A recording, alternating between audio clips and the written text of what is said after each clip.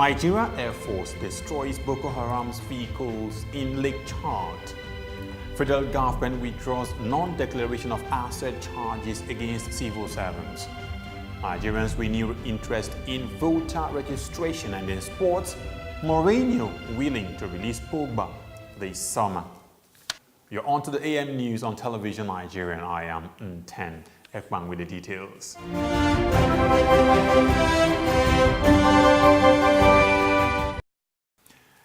The Directorate of Public Relations and Information of the Nigerian Air Force revealed that its troops has successfully destroyed some Boko Haram vehicles found in the Lake Chad region. The Force Director of Public Relations, AVM Olatokunbo Adesonya, stated in Abuja that the operations was carried out by the Air Task Force as part of Operation Lafia Dole. He revealed that the Air Force Intelligence, Surveillance and Reconnaissance aircraft had discovered Boko Haram activities with some vehicles mounted with guns moving within the location, and accordingly dispatched NAV Mi-35M helicopter gunship to conduct air interdiction strikes to take out the targets.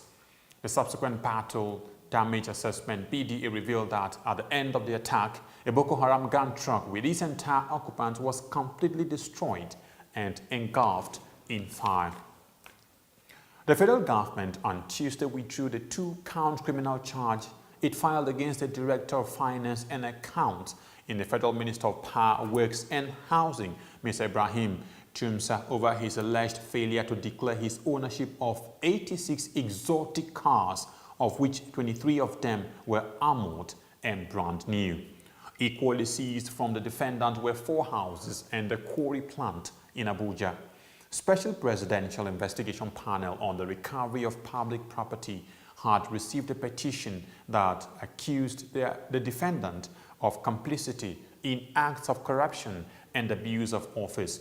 The panel alleged that Tumsa, from whom the multi-million naira assets were seized, was on a monthly salary of less than 500,000 naira and yet acquired all the assets between 2016 and 2017.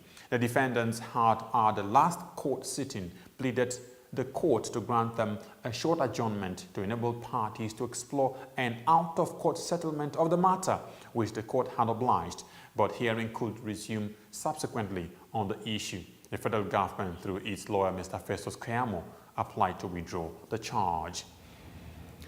Following federal government's application to withdraw the case, Trial Justice Nnamdi Dimgba struck out the charge, while a lawyer in the prosecution team stated that federal government would refile the charge after proper and thorough investigation is conducted in the case.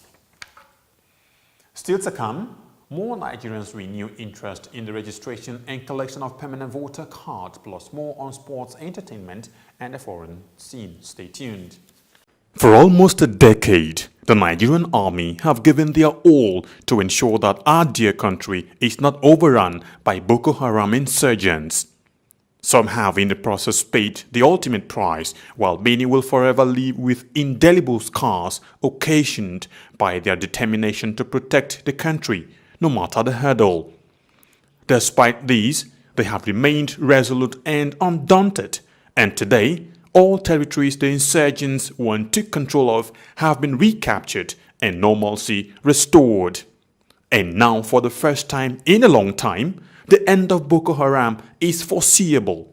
Therefore, the wisest thing for the remaining insurgents to do is to surrender today or face total destruction from the army.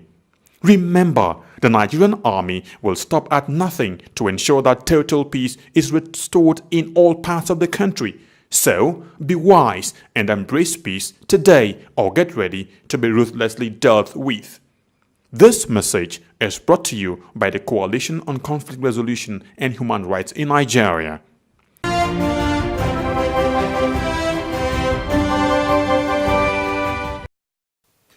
Welcome back.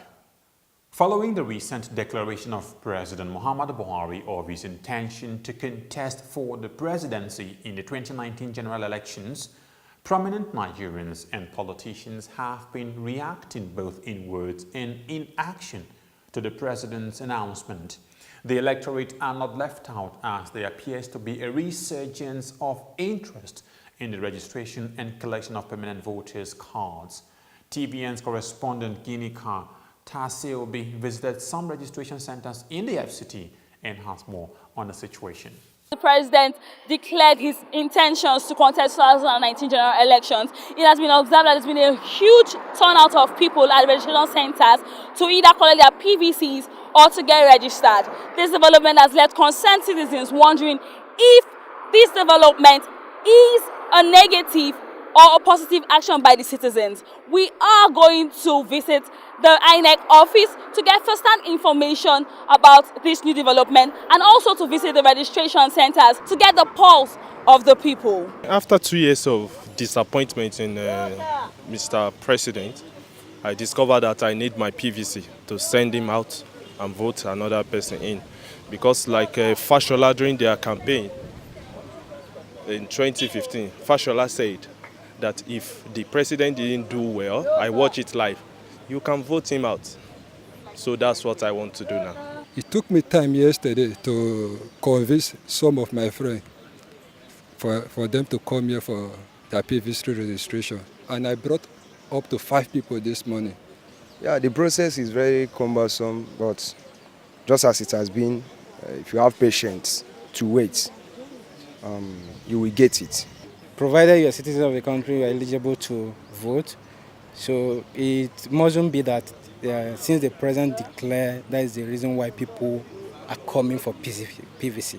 I'd like to say that the collection of PVCs, which you've just talked about, for us here in the Commission, that's really the sole point of this continuous voter registration exercise. I'd like to give you data here. The first quarter of the CVR began on January the 8th, 2018, and then ended on the 22nd of March. And when that exercise ended, we only had an abysmally low collection rate of just 3,118 people collecting their PVCs.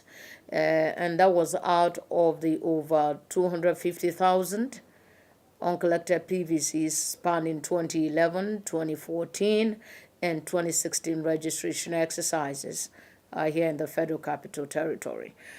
So that gives you a balance of 246,882. That is very high.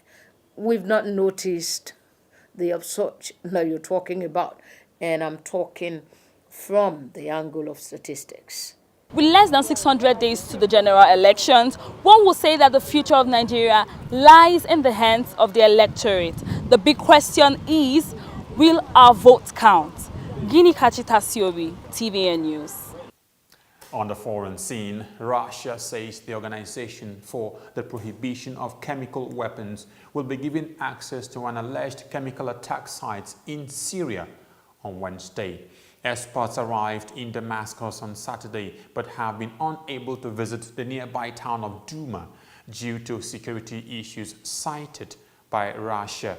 U.S. officials have raised concerns that Russia, the Syrian government's ally, might have tampered with the site. Opposition activists, medical organizations, and rescue workers say more than 40 people were killed when aircraft dropped barrel bombs filled with toxic chemicals on the town while it was still held by rebel forces. The US, the UK, and France say that based on open source of information and their own intelligence, they are confident chlorine and possibly a nerve agent were used in the attack. Into some entertainment now. Tanzanian singer and dancer Diamond Platnumz has been arrested by Tanzanian authorities for sharing obscene videos on social media. The 28-year-old Tanzanian singer and dancer, who has won numerous awards at Channel O and the Hip Hop Music Awards, also shared videos showing the mother of his child, alongside an obscene video of him kissing and caressing an unidentified woman, allegedly to spite his ex-girlfriend, Sari Hassan. Tanzanian Minister of Communication Harrison Mwakayembe confirmed the arrest while speaking in Parliament on Tuesday and denounced the attitude of celebrities who seek cheap popularity by posting obscenities on social media. Nigerians have tested political parties, religion and age. It is time to get a bridge builder to heal the wounds. Hassan Dan Kwambo. Under your watch as Executive Governor of Gombe State, you have been able to manage the state's resources in view of the numerous projects so far completed and the low statutory federal allocations accruable to the state. With your landmark achievements in healthcare, youth employment, women empowerment, road infrastructure, pipe-borne water, security, education and agricultural development, we are sure of a better Nigeria. 2019 is not about power or change, but rather it is about Dan Kwambo to replicate his humility and servant leadership. Dan Kwambo, Nigeria. Nigeria, Dan Kwambo.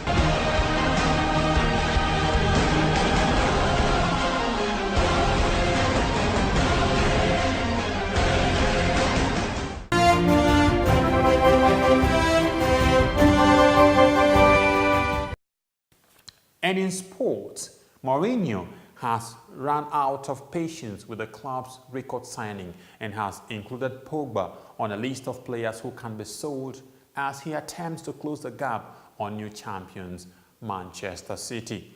The prospect of Pogba leaving Old Trafford 2 years after returning to the club for £89 million has moved a step closer since Pep Guardiola revealed 11 days ago that the player was offered to Manchester City in January. Pogba's relationship with Mourinho has deteriorated rapidly this season, and the 25-year-old who was substituted in Sunday's home defeat by West Brom has been left on the bench or taken off in 7 of his last 11 games for the club.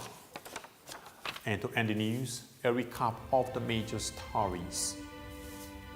Nigerian Air Force destroys Boko Haram's vehicle in Lake Chad.